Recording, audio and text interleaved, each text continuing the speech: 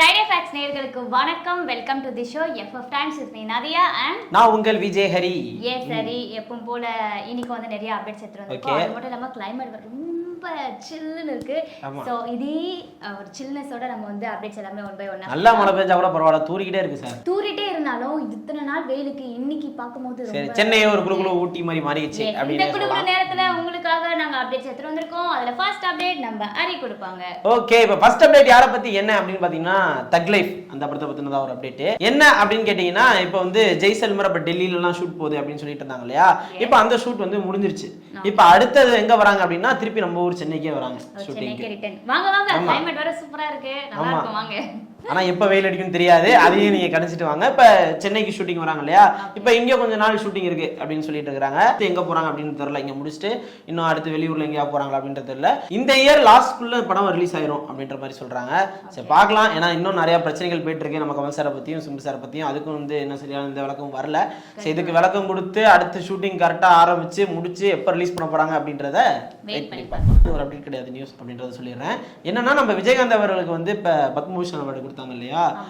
நம்ம விஜயகாந்த் அவர்களை பத்தி நம்ம ரஜினிகாந்த் அவர்களுக்கு பேசி ஒரு வீடியோ வந்து வெளியிட்டு இருக்காரு. அதுல என்ன சொல்லியிருக்காரு அப்படின்னா, இந்த மாதிரி வந்து அவருக்கு வந்து இந்த பத்மபூஷன் அவார்டு கொடுத்தது வந்து ரொம்ப சந்தோஷம், கௌரவிச்சதுக்கு வந்து ரொம்ப நன்றி அப்படின்ற மாதிரி சொல்லியிருக்கிறாரு. அது மட்டும் இல்லாம பத்மபூஷன் 2024 அந்த புத்தகத்திலையுமே வந்து நம்ம விஜயகாந்த் அவரோட வந்து வாழ்க்கை வரலாறு வந்து போட்டிருக்கிறாங்க அப்படிலாம் சொல்லியிருக்கிறாங்க. மதுரையிலேருந்து வந்த ஒரு மாவீரன் அப்படின்லாம் நிறைய புகழ்ந்து பேசியிருக்கிறாரு. அதுவும் இல்லாம நான் ரொம்ப மிஸ் பண்றேன் அப்படின்ற மாதிரியுமே சொல்லியிருக்கிறாரு. ஆமா, தமிழ்நாடே மிஸ் பண்ணுது அப்படின்னே சொல்லலாம். இப்ப ரஜினிகாந்த் இது பேசுறது வந்து சோசியல் மீடியால பயங்கர வைரலா போயிட்டு இருக்கு. சரி ஓகே, இன்னும் விஜயகாந்த் அவர்களுக்கு நிறைய பெருமைகள் சேர வேண்டியது இருக்கு. ஏன்னா நம்ம கோட் படத்தெல்லாம் வந்து ஏஐ பண்றாங்க இல்லையா. சரி பார்க்கலாம், வெயிட் பண்ணி எப்படி இருக்க போகுது அப்படின்றது. ஓகே, அடுத்த அப்டேட் யார பத்தி என்ன அப்படின்னு பாத்தீங்கன்னா ARR PD6. ஆமா, நம்ம AR ரஹ்மான் அவர்களும் பிரபுதேவா பண்ற 6வது படம். 25 வருஷம் கழிச்சு ஒண்ணா படம் பண்றாங்க. ஆமா, நீ சொன்ன மாதிரி 25 வருஷம் கழிச்சு கம்பேக் ஆயிருக்காங்க. இந்த படத்தை யார் வந்து டைரக்ட் பண்றாங்க அப்படின்னு பாத்தீங்கன்னா மனோஜ் NS அவர் தான் டைரக்ட் பண்றாரு. அண்ட் யார் ப்ரொடியூஸ் பண்றாங்க அப்படின்னு பாத்தீங்கன்னா பிஹைண்ட் புட்ஸ் அவங்க தான் வந்து ப்ரொடியூஸ் பண்றாங்க. இது அவருக்கு வந்து முதல் படம் இல்லையா. இந்த படத்துல யார் யாரெல்லாம் ரோல் பண்றாங்க அப்படின்னு பாத்தீங்கன்னா பிரபுதேவா, நம்ம யோகி பாபு, அது மட்டும் இல்லாம அஜு வர்கீஸ் அப்படின்ற ஒருத்தர் பண்றாரு. அப்புறம் வந்து அர்ஜுன் அசோகன் அப்படின்ற இவங்க என்ன பண்றாங்க அப்படின்றது நமக்கு ஏற்கனவே தெரிஞ்ச விஷயம். இது என்ன அப்டேட் அப்படின்னு பாத்தீங்கன்னா, இந்த படத்தோட ஃபர்ஸ்ட் ஷெட்யூல் வந்து சக்சஸ்ஃபுல்லா வந்து ரேப் பண்ணிருக்காங்க. ஓகே, முடிச்சிட்டாங்களா ஃபர்ஸ்ட் ஷெட்யூல்? இவ்வளவு வேகமா படத்தை முடிக்கறாங்களாப்பா. என்ன ஒரு வேகம் பாத்துக்கோ. நம்ம மனோஜ் NSோட ஃபர்ஸ்ட் படத்திலே இவ்வளவு சீக்கிரமா வச்சு முடிச்சிருக்காங்க ஃபர்ஸ்ட் ஷெட்யூல் அப்படின்றது ஒரு ஆச்சரியமா தான் இருக்கு. சோ வெயிட் பண்ணி பார்க்கலாம். இவங்களோட கம்பேக் வந்து திரும்ப வந்திருக்கு. அது மட்டும் இல்லாம மியூசிக்ல எப்படி இருக்க போகுது, டான்ஸ்ல எப்படி இருக்க போகுது நினைச்சாலே ரொம்ப எக்ஸைட்டடா இருக்கு. சோ வந்து வெயிட் பண்ணி பார்க்கலாம் மக்களே. ஓகே, இப்போ அடுத்த அப்டேட் யாரை பத்தி என்ன அப்படின்னு பாத்தீங்கன்னா, நம்ம ஜெயம் ரவி அவரை பத்தின ஒரு அப்டேட் தான். என்ன அப்டேட் என்ன அப்படின்னா, அவருக்கு வந்து தொடர்ச்சியா ஒரு 4 படங்கள் பெரிய படங்கள் இருக்கு அப்படின்றது எல்லாருக்குமே தெரிஞ்ச விஷயம். அதுல வந்து ஜீனி அப்படின்ற படம் வந்து அவர் கரியர்லயே ஒரு மிகப்பெரிய ஒரு பட்ஜெட்டான படம் அப்படின்னே சொல்லலாம். அந்த படத்தை யார் டைரக்ட் பண்றாங்க அப்படின்னு பாத்தீங்கன்னா, ஒரு டெபியூட் டைரக்டர் புவனேஷ் அர்ஜுனன் அப்படின்றத டைரக்ட் பண்றாரு. அந்த படம் கிட்டத்தட்ட முடிஞ்சிருச்சு அப்படின்னு சொல்லலாம். ரிலீஸ்க்கு தான் வெயிட்டிங். ஓகே, அடுத்து என்ன படம் பண்றாரு அப்படின்னு பாத்தீங்கன்னா, பிரதர் அப்படின்னு சொல்லிட்டு ஒரு படம் பண்றாரு. அது யார் டைரக்டர் அப்படின்னு பாத்தீங்கன்னா எம் ராஜேஷ் எம் எப்படி வேணா போட்டுக்கலாம். அவர் தான் வந்து அந்த படத்தை டைரக்ட் பண்றாரு. அந்த படமும் கிட்டத்தட்ட முடிஞ்சிருச்சு, இன்னும் கொஞ்சம் சீன்ஸ் தான் இருக்கு, அதுக்குள்ள ராப் பண்ணிடுவாங்க அப்படின்னு சொல்லிட்டு இருக்காங்க. ஓகே, அடுத்து ஜெயம் ரவி யார் கூட படம் பண்ண போறாரு அப்படின்னு பாத்தீங்கன்னா, கிருத்திகா உதயநிதி அவங்க கூட தான் ஒரு படம் பண்றாரு. ஆமா, காதலிக்க நேரமில்லை அப்படின்ற ஒரு படம். அது ஒரு போஸ்டர் வெட்டு, அதுக்கப்புறம் அதுல இருந்து ஒரு அப்டேட்ஸ் கூட வரல. ஆமா, ஏன் அப்படின்னா அது இன்னும் 20 நாள் பெங்களூர்ல ஷூட் இருக்கான். அதனால வந்து ஆமா, அதனால வந்து இன்னும் ஷூட் முடியாதனால எந்த ஒரு அப்டேட்ஸ் தர வேணாம் அப்படின்லாம் முடிவு எடுத்துருக்காங்க. தலைவருக்கு இந்த இயர் ஃபுல்லாவே பேக் டு பேக் மூவிஸா. ஆமா, பெரிய படங்கள் இருக்கு. மெயினா அது ஒரு லவ் ஸ்டோரி அப்படின்ற மாதிரி சொல்றாங்க. நல்ல கொஞ்சம் ஆக்ஷன்ஸ்லாம் இருக்கு. நம்ம நித்யா மேனன் நடிக்கிறாங்கல்ல. ஆமா, பயங்கரமா இருக்கும். அது மட்டும் இல்லாம இதெல்லாம் முடிச்சதுக்கு அப்புறம் தான் அவங்க வந்து தனி ஒரு 2 ஷூட் போறாங்க. இதெல்லாம் முடிச்சிட்டு அதுக்கப்புறம் தனி ஒரு 2. ஆமா, தனி ஒரு 2லாம் அப்ப யோசிச்சு பார்த்தா எப்போ வரும்னா கிட்டத்தட்ட ஒரு 5 வருஷம் ஆயிரும் போல. அதுக்கு அப்புறம் தான் வரும் போல. ஃப்ரெண்ட்ஸ் அவர் கையில வச்சிட்டு இருக்கும்போது தனி ஒரு 2 கொஞ்சம் லேட் ஆகும்னு நினைக்கிறேன். இது வந்து ஒரு தொடர்ச்சியா ஷூட்டிங் போயிட்டு இருக்காரு. இப்போ வந்து இந்த படத்துக்கு ஒரு 5 நாள், அந்த படத்துக்கு ஒரு 5 நாள்னு ஜெயம் ரவி சார் வந்து தொடர்ச்சியா அடுத்தடுத்த படங்களுக்கு அப்படியே ஷூட் போயிட்டு இருக்காரு. அப்ப அவர் பிரேக்கே இல்லையே போல. ஆமா, சீக்கிரம் முடிக்கணும்ல, ஏதாவது முடிச்சாதான் தனி ஒரு 2 போக முடியும். அதனால வந்து பயங்கரமா ஒர்க் பண்ணிட்டு இருக்காங்க. சரி ஓகே, பார்க்கலாம். அடுத்தது வந்து ஜீனி தான் ரெடி ஆயிட்டு இருக்கு நம்ம ஜெயம் ரவி சாருக்கு. அந்த படம் தியேட்டர்ல வந்து ஒரு எப்பேற்பட்ட ஒரு இம்பாக்ட் கிரியேட் பண்ண போகுது அப்படின்றத வெயிட் பண்ணி பார்க்கலாம். ஓகே, அடுத்த அப்டேட் யார பத்தி என்ன அப்படின்னு பாத்தீங்கன்னா, நம்ம சசிகுமார் அவரோட அப்டேட் தான் எடுத்துட்டு வந்திருக்கேன். அயோத்தி படம் வந்து அவர் ஆக்ட் பண்ணிருந்தாரு. ஆமா, பயங்கரமா இருந்துச்சு. தமிழ் சினிமால அதுவும் ஒரு ட்ரேட்மார்க்கா ஆச்சு அப்படின்னு சொல்லலாம். Yes, நல்ல மக்கள் கிட்ட வந்து நல்ல ஒரு வரவேற்பை பெற்றது.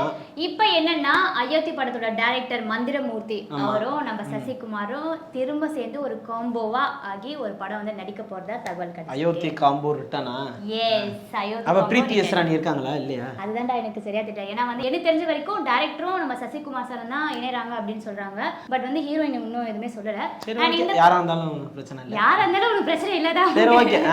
என்ன அப்படின்னு பார்த்தோம்னா இவங்களோட காம்போ வந்து திரும்ப சேர்ந்திருக்கு. சோ இந்த படத்தை யார் ப்ரொடியூஸ் பண்றாங்க அப்படின்னு பாத்தீங்கன்னா கோபுரம் ஃபிலிம்ஸ் அவங்க தான் வந்து ப்ரொடியூஸ் பண்ண போறாங்க. சோ வெயிட் பண்ணி பார்க்கலாம். ஹீரோயின் அப்டேட் இன்னும் எதுவுமே சொல்லல. வேற என்னென்ன காஸ்ட்லாம் வந்து இதுக்குள்ள வர போறாங்க அப்படின்றது இன்னும் எந்த அப்டேட்ஸும் வரல. பட் இந்த காம்போ திருப்பி இணையறாங்கன்ற போது எந்த மாதிரியான ஸ்கிரிப்டா இருக்கும் அப்படின்றதும் தெரியல. ஏன்னா அயோத்தியா வந்து மக்கள் கிட்ட நல்ல ரீச் ஆயிருக்கு. சோ திரும்ப அந்த காம்போ வந்து வராங்க அப்படின்னும் போது நல்லபடியா ரீச் ஆகும். சோ வெயிட் பண்ணி பார்க்கலாம். ஓகே, இப்போ அடுத்த அப்டேட் யாரை பத்தி என்ன அப்படின்னு பாத்தீங்கன்னா சஞ்சய் அப்படின்றவரை பத்தி தான் ஒரு அப்டேட்.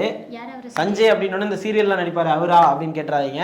இப்போ நம்ம அரண்மனை 4ல வந்து ஒரு குட்டி பையன் அவர் நடிச்சிருப்பாரு இல்லையா, அந்த கண்ணாடி எல்லாம் போட்டு. அந்த குட்டி சுட்டி பையன். ஆமா, அவர் தான் சஞ்சய். அவர் வந்து இப்ப அரண்மனை 4 கண்டி நிறைய இன்டர்வியூ எல்லாம் கொடுத்துட்டு இருந்தாரு.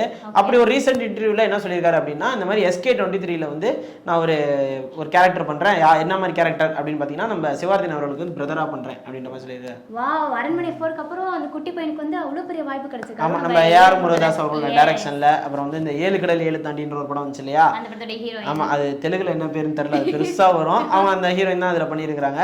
நம்ம அதுக்கப்புறம் யோகி பாபுலாம் இருக்கிறாங்க அப்படின்ற மாதிரி சொல்லிட்டு இருந்தாங்க இல்லையா. அப்ப அந்த படம் வந்து பயங்கரமா ஷூட்டிங் போயிட்டு இருக்கு. இப்போ இவங்கலாம் நடிச்சு ரெடி ஆயிட்டு இருக்குது இல்லையா, அதனால எப்படி வரப்போகுது அப்படின்றத வெயிட் பண்ணி பார்க்கலாம். ஓகே, அடுத்த அப்டேட் யாரை பத்தி என்ன அப்படின்னு பாத்தீங்கன்னா நம்ம ஜூனியர் NTR அவரை பத்தின அப்டேட் தான். ஓகே, என்ன அப்படின்னு பாத்தீங்கன்னா தேவாரா. எஸ், ரெடி ஆயிட்டு இருக்க ஒரு மூவி தான் பார்ட் 1. எஸ், ஆமா. சோ அந்த படத்துல இருந்து என்ன அப்டேட் கிடைச்சிருக்கு அப்படின்னு பாத்தீங்கன்னா ஃபர்ஸ்ட் சிங்கிள் வந்து ரிலீஸ் பண்ண போறதாகவும் தகவல் கிடைச்சிருக்கு. அதுக்கு பேர் என்ன வச்சிருக்காங்க அப்படின்னு பாத்தீங்கன்னா ஃபியர் சாங். எஸ், இது எப்ப ரிலீஸ் ஆக போகுது அப்படின்னு பாத்தீங்கன்னா May 19. ஸோ வந்து ஃபர்ஸ்ட் சிங்கிளே வந்து May 19 ரிலீஸ் ஆக போகுது. ஸோ அதுவே மக்களுக்கு பயங்கரமா ரீச் ஆகும் கண்டிப்பா. ஏன்னா வந்து ஜூனியர் NTRக்கு வந்து இப்போ அதிகமான ஒரு ஃபேன்ஸ் வந்திருக்காங்க அப்படின்னு சொல்லலாம். ஏன்னா RRRக்கு அப்புறம் வந்து அடுத்து என்னடா பண்ண போறாரு அப்படின்ற மாதிரி சோஷியல் மீடியா நிறைய பார்த்துட்டு இருக்காங்க. இப்போ தேவாரா நம்ம அனிருத்தா மியூசிக் அப்படின்ற போது எப்படி வரப்போகுது அப்படின்றது தெரியல. ஏன்னா இப்போதான் ஹிந்திக்கு போய் ஜவான் அப்படின்ற படம் பண்ணி பயங்கரமா போச்சு. இப்போ அடுத்து தெலுங்கு போயிருக்காரு, எப்படி பண்ண போறாரு அப்படின்றத வெயிட் பண்ணி பார்க்கலாம். ஓகே, நம்ம ஷோட லாஸ்ட் அப்டேட் என்ன அப்படின்னு பாத்தீங்கன்னா நாளைக்கு ரிலீஸ் ஆக இருக்கிற 2 படங்கள் அதை பத்தி தான் நான் சொல்றேன். பயங்கரமான படங்கள்லாம் வெயிட்டிங்ல இருக்கு. எஸ், கண்டிப்பா. ஃபர்ஸ்ட் மூவி என்ன அப்படின்னு பாத்தீங்கன்னா எலெக்ஷன், நம்ம விஜயகுமாரோட ஆக்டிங். பிரீத்தி எஸ்ரானி. எஸ், அவங்க. அப்புறம் வந்து யார் டைரக்ஷன் அப்படின்னு பாத்தீங்கன்னா நம்ம தமிழ் அவங்களோட நடிப்புல ரெடியாகி நாளைக்கு ரிலீஸ் ஆகிற படம் தான் எலெக்ஷன். ஸோ வந்து அது ஒண்ணு. இரண்டாவது என்ன அப்படின்னு பாத்தீங்கன்னா இங்க நான் தான் கிங். நம்ம Rajini sir dialogue. Yes, Rajini sir டைலாக்ல இப்போ படம் வருது. ஆமா, நம்ம சந்தானம் சார் படம். சந்தானம் சார். சரி, ஓகே. சந்தானம் சார் ஹீரோயின் யாரு? அப்ப லியாவா வருவாங்க. பிரியாலயா. ஓகே, தெரிஞ்சிருக்கோம் நினைச்சாரி. சரி, ஓகே. இல்ல சரியா பார்க்கலங்க நானு. ஓகே, இவங்க 2 பேர் நடிப்புல. அப்புறம் வந்து யார் டைரக்ஷன் அப்படின்னு பாத்தீங்கன்னா நம்ம ஆனந்த் நாராயண். சோ வந்து இந்த 2 படம் வந்து நாளைக்கு ரிலீஸ் ஆக போகுது. சோ வந்து பார்க்கலாம் இந்த 2 படமும் வந்து மக்கள் கிட்ட எந்த அளவுக்கு வந்து வரவேற்பு பெறுது. அதே மாதிரி இந்த வீக்கெண்டுக்கு வந்து நீங்க எந்த படத்துக்கு போறீங்க அப்படின்றத வேணா கமெண்ட் செக்ஷன்ல சொல்லுங்க. எஸ், நம்ம ஷோட எண்டுக்கு வந்தாச்சு. சோ ஹரி நீங்க முடிச்சிடுங்க. சரி, முடிச்சலாமா? சோ ஓகே, இதே மாதிரி வந்து உங்களுக்கு நிறைய அப்டேட்ஸ் வந்து பார்த்து தெரிஞ்சுக்கணும் அப்படின்னா மறக்காம நம்ம ஃப்ரைடே ஃபேக்ஸ் சேனல் வந்து சப்ஸ்கிரைப் பண்ணிக்கங்க. அது மட்டும் இல்லாம உங்களுக்கு பிடிச்ச ஹீரோயின்ஸ் அண்ட் டைரக்டர்ஸ் பத்தி தெரிஞ்சுக்கணும் அப்படின்னா மறக்காம நம்ம கமெண்ட் செக்ஷன்ல சொல்லுங்க. எங்களால முடிஞ்ச அளவுக்கு அந்த அப்டேட்ஸ் சேகரிச்சு கண்டிப்பா உங்கள்ட்ட வந்து கொடுக்குறோம். until then உங்களிடம் வந்து விடைபெறுவது நான் உங்கள் விஜய் ஹரி. நான் உங்க விஜய் நதியா. Thank you.